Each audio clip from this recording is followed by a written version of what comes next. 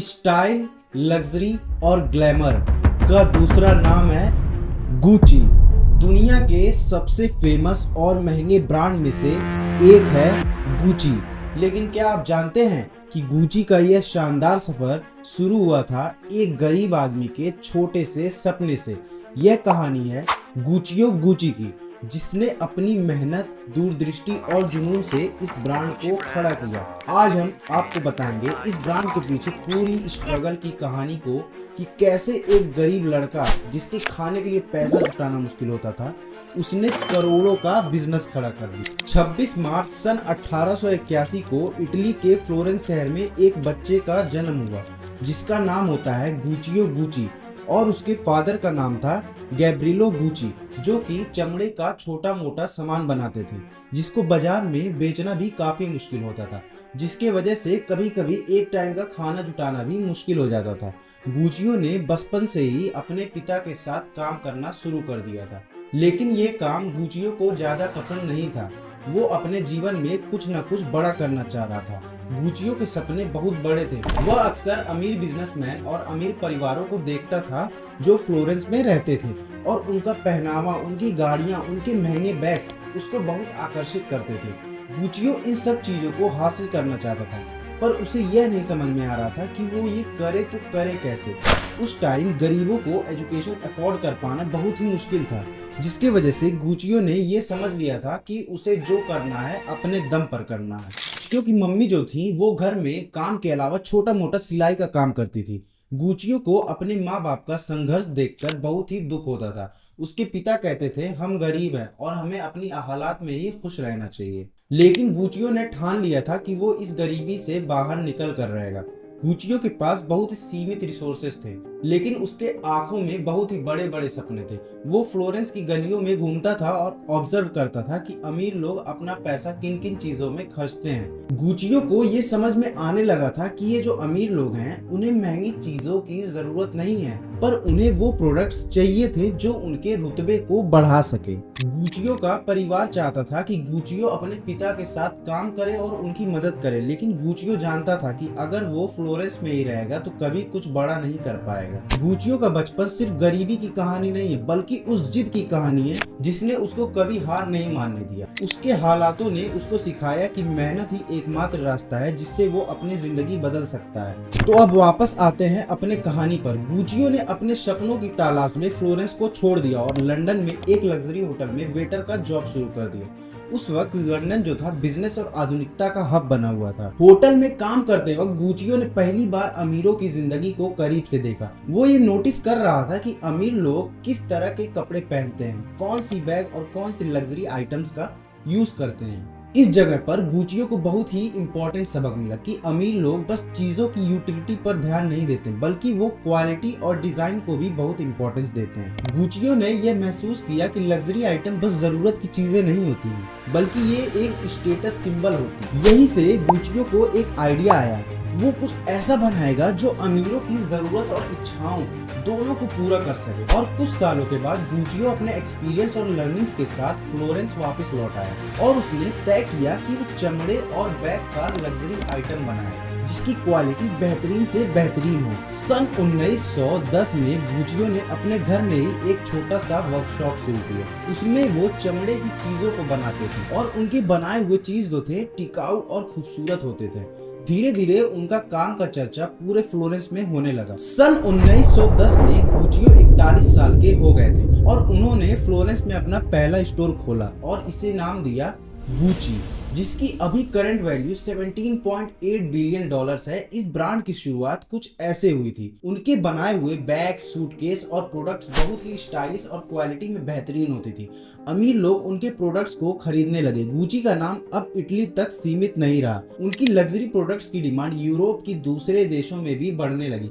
गुचियो ने अपने ब्रांड के हर प्रोडक्ट में बेहतरीन डिजाइन और गुणवत्ता को प्राथमिकता दी। यही वजह थी कि उनके बनाए हुए प्रोडक्ट्स जल्द ही जल्द स्टेटस सिंबल बन गया और फिर धीरे धीरे गुची ने अपने बच्चों को भी अपने काम में शामिल कर लिया और साथ मिलकर ब्रांड को आगे बढ़ाया। सन 1930 में गुची ने हॉर्सबीट डिजाइन पेश किया जो घुड़सवारी की परंपरा से प्रेरित था। ये जो डिजाइन था ये बैग्स और जूतों में इस्तेमाल हुआ और ये जो था ये ब्रांड की पहचान बन गया। यह डिजाइन अमीर ग्राहकों के बीच बहुत ही ज्यादा पॉपुलर हुआ और गुची का नाम पूरे इटली में फैलने लगा। 1930 और 1940 के दशक में गुची ब्रांड इटली के सबसे बड़े फैशन ब्रांड्स में से एक बन चुका था। सन 1947 में गुची ने अपने सबसे फेमस प्रोडक्ट में से एक बैम्बू बैग लॉन्च किया।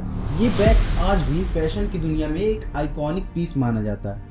इस बैग ने गुची ब्रांड को और भी ज्यादा फेमस कर दिया। 1950 के दशक में गुची ने इटली के बाहर भी अपने स्टोर्स खोलने शुरू कर दिए। गुची का पहला इंटरनेशनल स्टोर 1953 में न्यूयॉर्क में खोला गया। हॉलीवुड के कई स्टार्स भी गुची के प्रोडक्ट्स यूज करने लगे। गुची का नाम लग्जरी और स्टाइल का प्रतीक बन गया।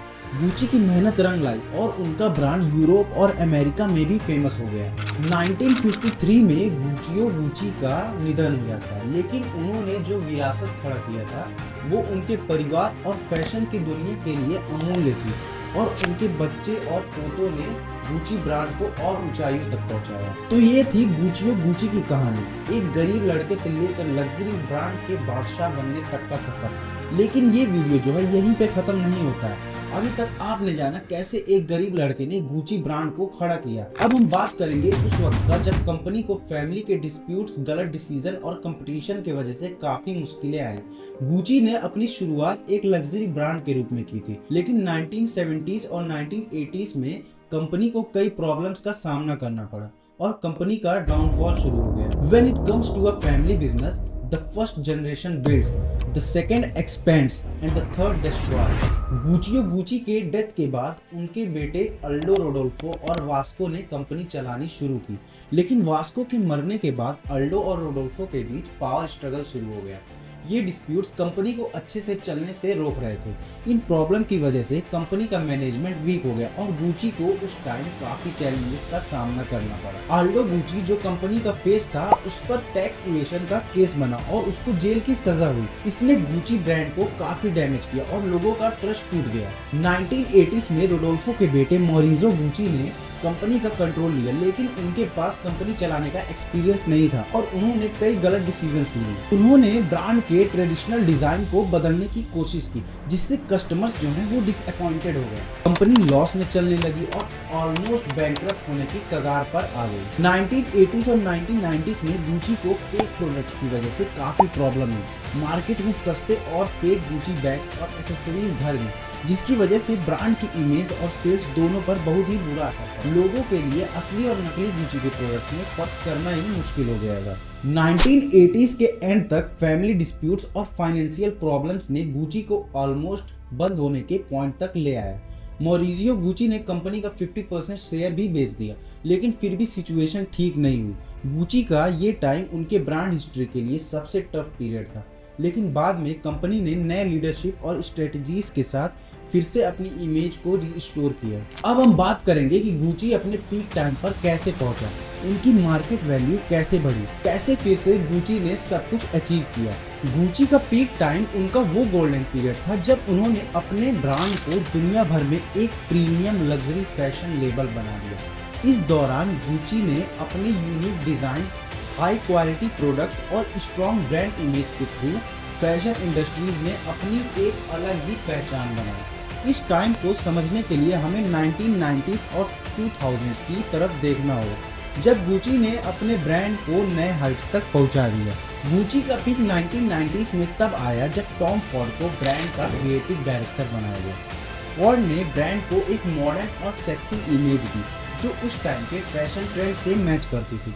उन्होंने गुची को एक लग्जरी फैशन ब्रांड से ज्यादा एक डिजायरेबल और आइकॉनिक ब्रांड बना दिया। फॉर्ड ने अपने डिजाइन्स में बोल्ड और सेडक्टिव स्टाइल का इंट्रोड्यूस किया जो उन्होंने रनवे पर दिखाया। इसने गुची को एक मॉडर्न हाई फैशन अपील दिया और लोगों में इस ब्रांड का क्रेज बढ़ा दिया। 1990s और 2000s में हॉलीवुड की टॉप सेलिब्रिटीज ने गुची के प्रोडक्ट्स पहनने शुरू किए, जिसमें मैडोना, जेनिफर लोपेज, बेयोंस और निकोला किडमैन जैसे स्टार शामिल थे। इन लोगों ने गुची को एक एक्सक्लूसिव और ग्लैमरस ब्रांड बना दिया। सेलिब्रिटीज का गुची के प्रोडक्ट को अपने डेली वियर और इवेंट्स में पहनना देख पब्लिक में इस ब्रांड की डिमांड बढ़ गई। गुची ने अपने स्टोर्स को दुनिया के सबसे बड़े फैशन कैपिटल्स पेरिस, न्यूयॉर्क और टोक्यो में एक्सपेंड किया। इन स्टोर्स में एक्सक्लूसिव कलेक्शंस और हाई एंड प्रोडक्ट्स मिलते थे जो ब्रांड की प्रीमियम इमेज को रिइंफोर्स करते थे। इन फ्लैगशिप स्टोर्स के थ्रू गुची ने अपने ब्रांड को लग्जरी सेगमेंट में और ज्यादा एस्टेब्लिश किया। गुची ने 2000s में कई कोलैबोरेशंस की, जिसमें उन्होंने लिमिटेड एडिशन कलेक्शन लॉन्च की। ये कोलैबोरेशंस गुची को एक ट्रेंड सेटर बना रहे थे, जिसे दुनिया भर में फैशन लवर्स फॉलो करते थे। गुची अपने फाउंडर गुचियो गुची के विजन को भी जिंदा रखता था, जो उन्होंने हाई क्वालिटी लेदर गुड्स और क्राफ्टमैनशिप पर फोकस किया था। टॉम फॉर्ड और बाद में अलेजेंड्रो माइकल, जो 2015 में क्रिएटिव डायरेक्टर बने थे, उन्होंने भी इस लेगेसी को मॉडर्नाइज किया, लेकिन ओरिजिनल क्वालिटी में, क्राफ्टमैनशिप में कभी भी कॉम्प्रोमाइज नहीं किया। इस तरह गुची अपने पीक पर था जब उन्होंने ट्रेडिशनल और मॉडर्न डिजाइन एलिमेंट्स को ब्लेंड करके एक न्यू एज लग्जरी ब्रांड बनाया। 2015 में अलेजेंड्रो माइकल ने क्रिएटिव डायरेक्टर के रूप में अपने काम का शुरुआत किया और उन्होंने गुची को फिर से ग्लोबल फैशन वर्ल्ड में एक आइकॉनिक ब्रांड बना दिया। माइकल ने गुची के एस्थेटिक्स को एक रिफ्रेश और बोल्ड डायरेक्शन दिया, जिसमें एथलेटिक, जेंडर फ्लूइड और आर्टिस्टिक स्टाइल को सेलिब्रेट किया गया। माइकल के क्रिएटिव आइडियाज और इनोवेटिव मार्केटिंग स्ट्रेटेजीज ने गुची को अपने पीक पर और भी ज्यादा एस्टेब्लिश किया, जिसमें उन्होंने फैशन वर्ल्ड के बाउंड्रीज को ब्रेक कर दिया। गुची अपने पीक पर एक वर्ल्ड वाइड लग्जरी ब्रांड बन गया था, जिसका न सिर्फ हाई एंड फैशन में बल्कि पॉप कल्चर और सेलिब्रिटी सर्कल में भी जबरदस्त इन्फ्लुएंस था। टॉम फॉर्ड से लेकर अलेजेंड्रो माइकल तक हर क्रिएटिव डायरेक्टर ने अपनी यूनिक टच से गुची को एक फैशन आइकॉन बनाया। उनके combination of high quality craftsmanship, bold design और सेलिब्रिटी एंडोर्समेंट ने उन्हें दुनिया के सबसे प्रीमियम फैशन हाउसेस में शामिल कर दिया। गुची का वो टाइम एक ऐसा लग्जरी फैशन ब्रांड का था जो ना सिर्फ डिजाइन, क्वालिटी और स्टाइल में आगे था, बल्कि हर जनरेशन के लिए एक एक्सपिरेशनल ब्रांड बन गया था। तो बस आज की वीडियो में इतना ही। आज इस वीडियो में हमने जाना कि कैसे एक गरीब लड़के ने अपनी मेहनत और लगन के दम पर गुची ब्रांड को खड़ा कर दिया। आगे और नॉलेजेबल डॉक्यूमेंट्रीज के लिए सब्सक्राइब करिए और वीडियो को शेयर करिए। बहुत मेहनत लगती है ऐसी एक डॉक्यूमेंट्री बनाने में, तो प्लीज सब्सक्राइब एंड लाइक।